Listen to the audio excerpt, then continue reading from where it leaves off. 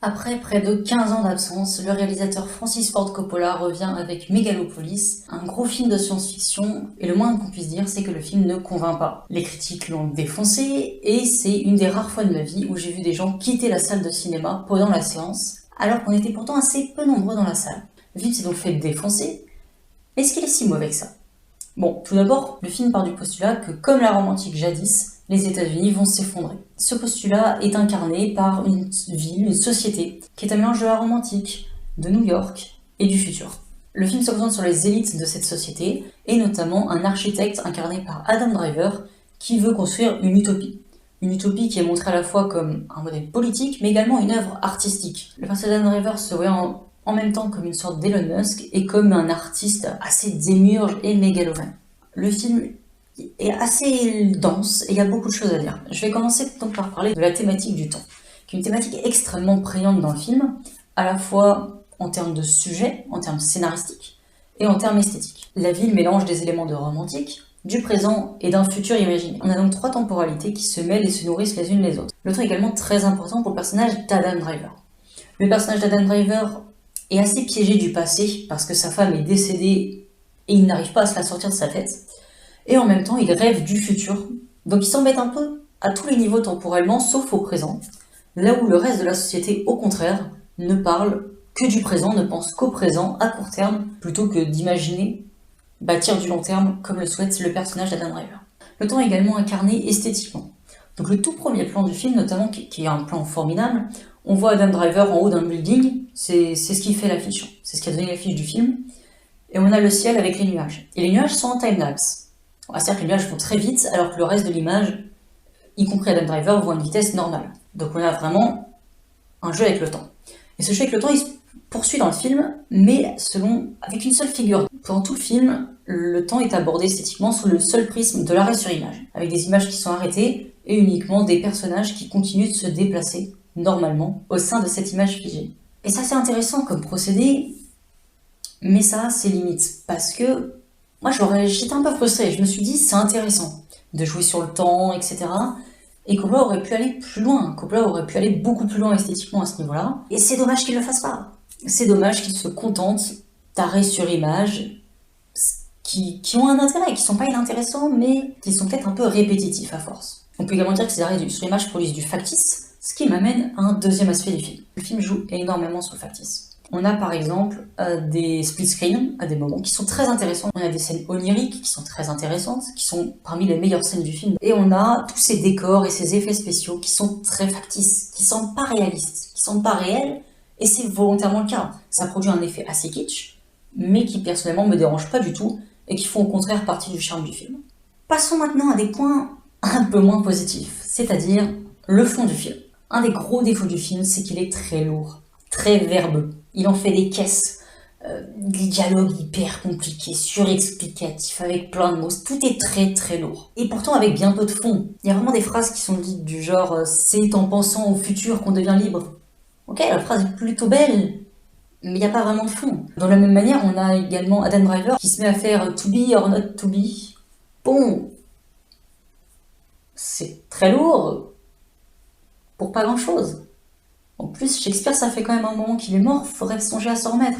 Un autre élément du film, ça concerne tout ce qu'il y a de politique, parce que c'est un film qui est éminemment politique. Ça parle d'une société décadente, de la volonté de créer une utopie, on est totalement dans de la politique. Même si cette politique est quand même mise en relation avec l'art, parce que l'utopie d'Adam Driver est mise à la fois comme étant une utopie politique, mais également comme relevant d'une forme d'art. Tout d'abord, c'est important de noter qu'on se focalise sur les élites. Et même sur une famille d'élites. C'est vraiment, ils sont tous de la même famille. Il y a Adam Driver, il y a son cousin, il y a son père ou je sais plus, et il y a la personne qui va devenir la femme d'Adam Driver, dont le père est le rival d'Adam Driver. Et c'est vraiment, ils sont tous dans la même famille. Ils sont tous dans la même famille. Ce qui fait partie un peu de la décadence que veut montrer Coppola, avec l'idée qu'ils seraient plus ou moins consanguins, un peu tous incestueux, bizarres. Mais on se focalise que sur eux, ce qui veut dire que le peuple, les gens, sont totalement effacés du film. On les voit très rarement, on les voit juste être un peu violents pour montrer que voilà, il y a de la violence dans la société, ça va pas du tout. On les voit suivre un peu, être instrumentalisés par Il me semble que c'est le cousin d'Adam Driver. Donc à ce moment-là, on voit le peuple, mais on voit le peuple que comme des moutons. Et au final, le personnage actif, c'est pas le peuple, c'est le cousin d'Adam Driver. Et c'est très marginal. C'est juste histoire de dire, oh là là, il essaie de manipuler les gens. Et sinon, le peuple est totalement absent du film, ce qui est quand même assez questionnable pour un film politique, qui se revendique politique, qui se revendique parler de la société. Ouais, parler de la société sans les gens, avec que les élites, ah, ça questionne. Si Coppola nous montre une société décadente, à quoi ça ressemble? À quoi ça ressemble, selon Coppola, la société décadente contemporaine? Et là, on va parler d'LGBT. Ouais. Il y a des personnages LGBT dans le film et leur représentation est assez questionnable. Donc là, on a un personnage travesti et qui n'est pas forcément montré sous un jour très flatteur. Soyons clairs là-dessus. Mais après, si on a ici avec ça, on pourrait se dire, bof, c'est pas forcément problématique, pourquoi pas. Le problème, c'est que les éléments un peu problématiques de ce genre-là, ils s'enchaînent dans le film. Et chacun pris individuellement, on pourrait se dire que c'est pas grave, c'est pas forcément, c'est un détail.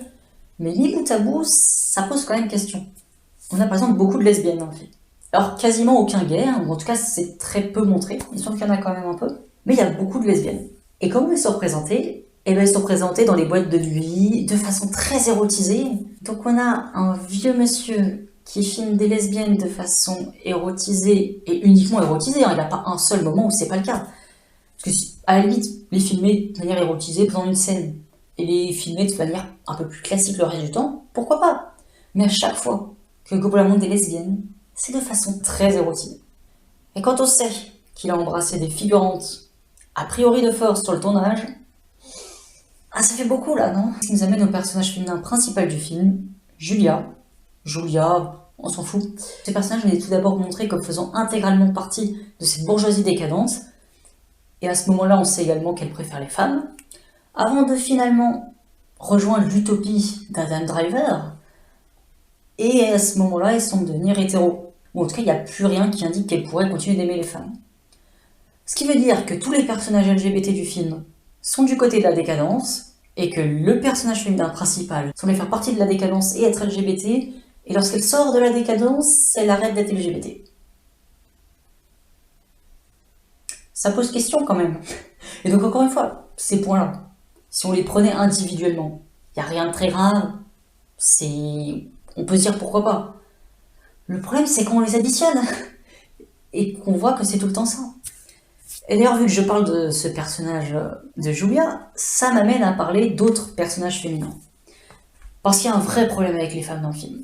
Toutes les femmes sont soit montrées comme étant des objets sexuels, soit comme utilisant le sexe pour manipuler les hommes, soit, et c'est le cas du personnage féminin principal, comme étant des muses pour inspirer les artistes. Bon, pas très féministe le Coppola. D'ailleurs, j'attire votre attention sur cet aspect de représentation du sexe et de la sexualité, qui est vraiment montré comme étant décadente, etc. Ça me semble vraiment être un film très puritain, qui du coup conspue tout ce qui est attrait au sexe. Voilà, conspue tous les personnages qui se livrent au sexe, etc. Et le seul personnage féminin qui n'est pas conspué, c'est le personnage qui devient mère, qui est la muse, et qui semble assez peu sexualisé au final. Donc j'ai vraiment l'impression qu'on est sur un film extrêmement puritain. Donc là maintenant on a pas mal parlé de la vision de ce que Coppola considérait être une société décadente. Maintenant, quelle est sa solution? Quelle est sa société alternative, son utopie? Je veux dire que c'est un film politiquement extrêmement naïf. Extrêmement naïf. L'utopie, comment, selon Coppola, l'utopie va se bâtir? Elle va se bâtir avec un seul homme qui va avoir une invention de génie qui va sauver tout le monde.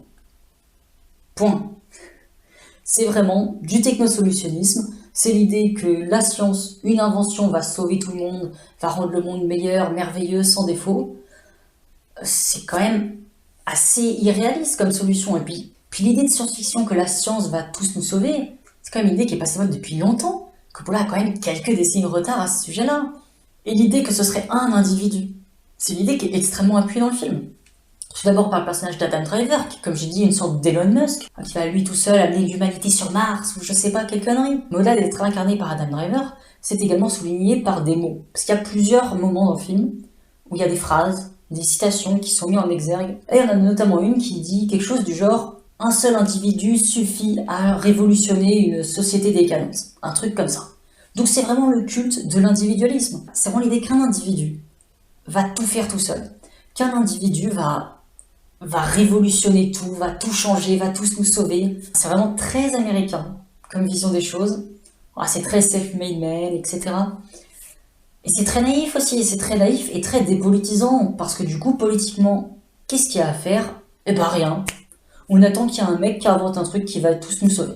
C'est quand même très naïf et très pauvre comme vision politique, vous en conviendrez. Ce qui est assez dommage pour un film dont c'est le cœur du sujet. Et ensuite, la question qu'il faut se poser, c'est à quoi ressemble son utopie? Quelle est une société utopique selon Francis Ford Coppola? Alors, l'utopie est décrite à un moment comme une ville qui dure dans le temps, qui s'adapte aux fonctions des besoins des humains, et qui soit à la fois un terrain de jeu et d'apprentissage.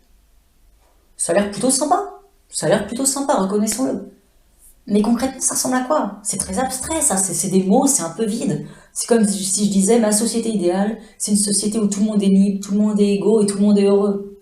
Ouais, super, mais concrètement, c'est quoi? Dans le film, on a quelques images de cette utopie. Globalement, c'est une ville toute dorée. Ouais, moi je pensais que les villes d'or, etc., c'était passé de mode depuis 150 ans, mais a priori non. A priori, ça fait toujours fantasmer des gens, donc pourquoi pas? C'est une ville toute dorée, avec des sortes de tapis roulants pour faire des trottoirs, une ville avec de nouvelles technologies. Voilà. On repeint les bâtiments en or, on met de nouvelles technologies, et la société sera parfaite. C'est très pauvre. Mais attention quand même, je suis mauvaise langue, il y a des arbres. Donc Coppola a pensé à l'écologie. Ou en tout cas au jardinage, parce que sinon sur l'écologie il n'y a aucun discours, c'est juste, on voit qu'il y a des arbres. C'est déjà ça. Donc vous l'aurez compris, la société décadente telle qu'elle est représentée est une vision assez réactionnaire, une vision un peu boomer. On voit que Coppola il est plutôt jeune. Et la vision de l'utopie est très abstraite, voilà. On n'a aucune idée d'à quoi ressemble cette société utopique. On sait que c'est des bâtiments dorés, mais est-ce qu'il y a toujours des classes sociales? Comment est organisé le travail? Quels sont les droits LGBT, vu que c'était montré comme un peu décadent, c'est-à-dire que c'est interdit? Ou non, pas de problème, on peut continuer? On n'en sait rien. On n'a aucune idée. Des structures politiques, on ne sait pas si son utopie, c'est exactement le même système politique, si on est indifférent, etc.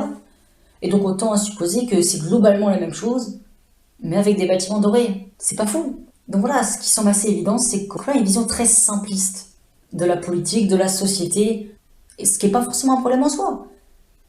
Mais si t'as pas trop de vision et de conscience politique, ne fais pas un film politique, ne fais pas un film sur la société. Bon, tout ça, ça nous amène à la fin du film. Dernier plan du film, c'est un bébé, très probablement inspiré par 2001 l'Odyssée de l'espace, qui lui-même s'était inspiré d'Ikari XB1. Donc un bébé à la fin d'un film de science-fiction, on a l'habitude, et ce bébé, il est là pourquoi? Qu'est-ce qu'il signifie? C'est assez évident quand on voit le film. Le message, c'est de dire, c'est aux jeunes générations de construire cette utopie. Voilà, c'est aux jeunes de construire cette utopie, de la faire advenir. Et d'ailleurs, ce message véhiculé par le plan du bébé recoupe totalement ce que Coppola dit en interview. Et du coup, ce film montre une fois de plus que quand un vieux monsieur essaie de parler aux jeunes, ça marche pas. Parce que le mec, on dirait qu'il a des décennies de retard sur la société. On dirait qu'il a loupé des décennies d'évolution sociétale. Et des décennies d'évolution de la science-fiction également, je tiens à le souligner. Donc ça marche pas. Et donc le film, esthétiquement, il y a des choses très intéressantes. Je tiens quand même à le redire, parce que je me suis beaucoup attardée sur les points négatifs. Mais en termes esthétiques, il y a des choses exceptionnelles. Les décors sont magnifiques, il y a vraiment des idées de mise en scène. Les scènes oniriques sont formidables, sont merveilleuses. Donc il y a de très bonnes choses. Mais en termes de fond politique, qui est quand même ce qui se veut être le cœur du film, c'est catastrophique. D'autant que c'est un film auquel on n'est pas impliqué émotionnellement. On n'est pas très impliqué émotionnellement pour les personnages, pour leurs intrigues. On s'en fout un peu des personnages. Ce qui est censé nous tenir en haleine dans le film, c'est l'esthétique. Et ça marche totalement, l'esthétique est formidable, ce qui fait que j'ai plutôt bien aimé le film au final. Et le deuxième élément qui est censé nous tenir en haleine, c'est le message politique. Et à ce niveau-là, encore une fois, ça va pas du tout. Donc reste un film très atypique, qui vaut clairement le détour, ne serait-ce que pour les scènes oniriques, où voilà, il y a vraiment de très bonnes choses, comme je l'ai dit. En termes de fond politique, c'est un naufrage et ça va pas du tout. Donc malgré tout, je vous conseille quand même d'aller voir le film. Il vaut clairement le détour, il y a clairement des choses à en retenir. Et puis un film aussi atypique et aussi ambitieux et audacieux dans tout ce qu'il y a de meilleur comme ce qu'il y a de pire, hein, c'est aussi un film très mégalo. Bah, ça fait quand même plaisir de voir ce genre de film. Donc je vous conseille d'aller le voir, il est clairement pas parfait, mais il vaut le détour. Sur ce, c'est la fin de cette vidéo qui était ma première vidéo, d'où les différentes faiblesses au niveau de la technique. J'espère quand même que vous avez trouvé des choses intéressantes à piocher dans mon propos. Et n'hésitez pas à vous abonner, à liker la vidéo. Enfin, vous connaissez, hein, tous les youtubeurs vous le disent, c'est bon.